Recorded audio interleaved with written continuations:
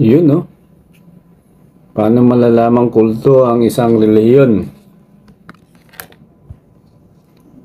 Magandang gabi sa inyo. Pwede bang makahingi ng isang subscribe at saka isang like kapag like mo yung ating i-discuss.